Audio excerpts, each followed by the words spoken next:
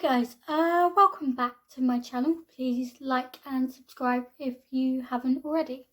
So I know I haven't done a video in a little while, but that's just because I've been catching up with life since Christmas, because having 2 weeks off meant that I forgot how killer my commute to work was on me, and then I had to get used to it again.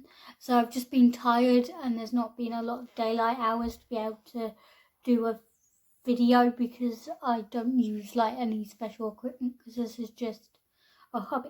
So today's video is going to be on my top 5 trips, or just top trips with my cerebral palsy.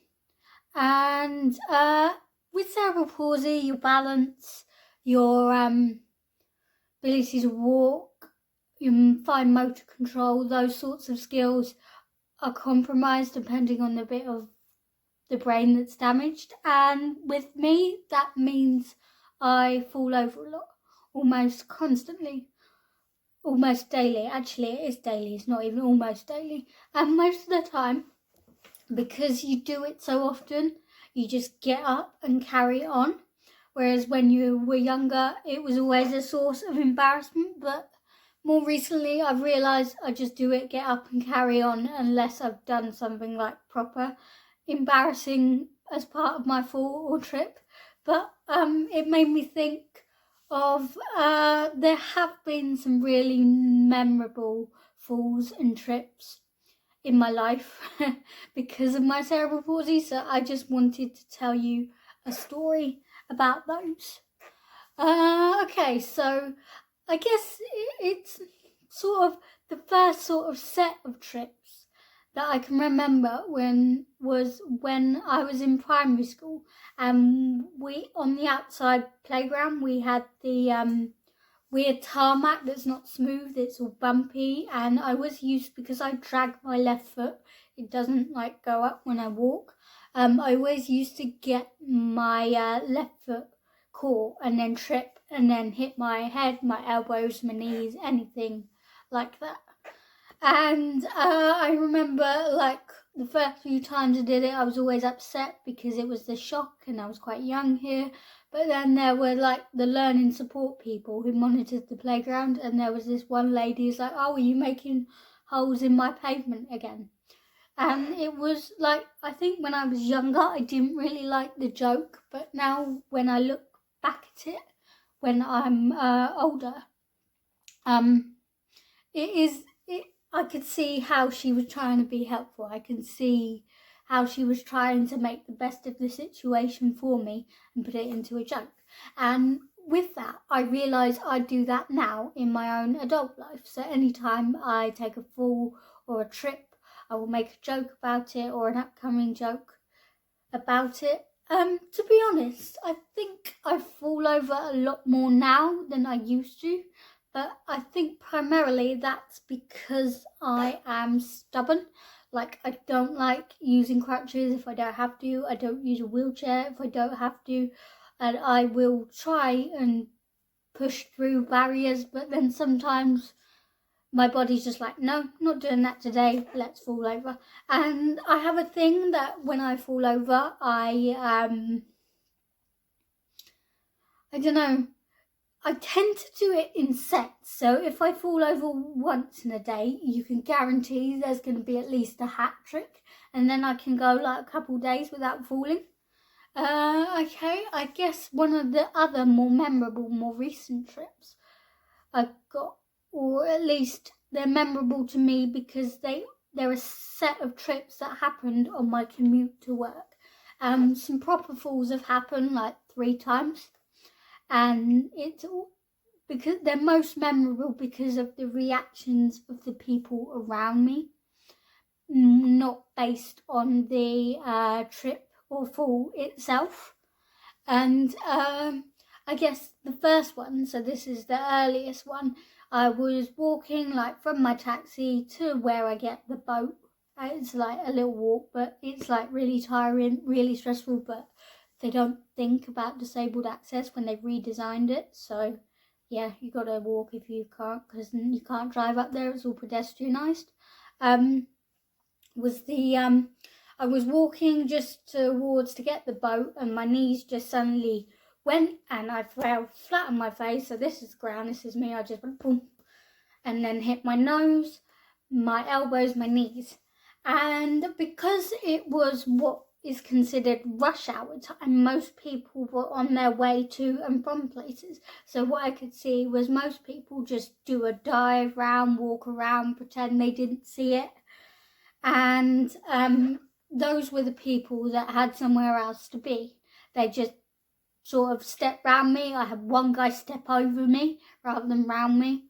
And one of the most memorable bits about this is the fact there was this one lady. She was on the phone. I don't know who she was talking to, but like she saw me trip and stopped mid-sentence, mid-word, and went, "I gotta go. I'll call you back. I'll call you back." And she came running over to me and was like, "Are you okay? Are you okay? What can I do? Do you need help?" And I'm like, "Yeah, I'm fine. I fall over all the time, but I would like some help getting up." And she was a really nice lady. Like, I felt bad because she stopped mid-word. It wasn't that bad a fall. It must have sounded like one. But, yeah, she stopped mid-word, helped me get up, walked me to where I needed to go. And then I could see, like, when she was walking back, she was like, "Oh, okay, it's fine. I was just checking on a lady that fell over." And, yeah, it was really nice to see that sort of nice person, that nice sort of sense of humanity as compared to all the people that walk around you or over you, or just like, "Oh, I didn't say anything, let's avoid that area," because people do that a lot. Because when you're on the ground and you can't get up, you tend to observe because there's not a lot else you can do. Another one on my commute, we barely ever get snow and ice here, so when we do, it's not very prepared. This was me just getting into my taxi, and I didn't realise how icy the underfloor of where the taxi was, and I was just about to step in, and then I just slid because it was icy, so I had my feet like under the car and my head just on the other side, because I'm generally at that taxi rank or near it on an almost weekday basis. A couple people recognise me, I recognise them, and those two like came running out of their car to come help me. But the guy whose taxi I was getting into, he was just sat there and was like, oh, what's happening? And he didn't realise until all those two other people were trying to help me up. They were really good because they realised how slidey it was, so they each put one arm like either side of me to help me up and then put me into the seat. And that one was more of a shock because the ground was cold, and generally if the ground is cold or more rocky or not flat, it's a lot more painful to fall on rather than just something else. And when I got into the taxi, the guy was like, "Oh, well, you were there and then you weren't." And I was like, in my head, "Yeah, because I slid under your car." And then he was like, "You all right?" And I'm like, "Yeah, I do this all the time, it's fine." And then he drove me to my destination. And I think it's been a little bit awkward every time I see that taxi driver. Doesn't bother me. Not many people know what to do in that situation because most people aren't used to it. But I'm kind of glad he didn't just drive off when I was slid underneath him, because that would have hurt even more. And I guess I may have mentioned this one before. This was again a more recent commute incident. I was getting off the boat, there's a little gangway, and my knee just gave way and I just went struck to the floor. My bag was quite heavy at the time, so it made a big noise, and the lady that I fell directly in front of her, I nearly gave her a heart attack. I felt really, really bad. She was generally like jumpy, really scared. I mean, good on her, she checked I was all right and if I needed anything, and I said I was fine. And what I didn't realise is after I got in my taxi, I realised I'd split my knees open and there was just blood running down them.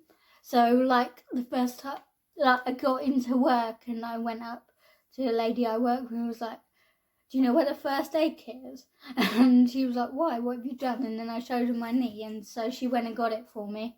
And then I just spent like half an hour holding lots of stuff on my knee with like my leggings rolled up to just sort of blood-stained tissues. And because I sit near the door, you just get a lot of people walking past, and I'm just like, no, this is fine, this is fine, this is normal.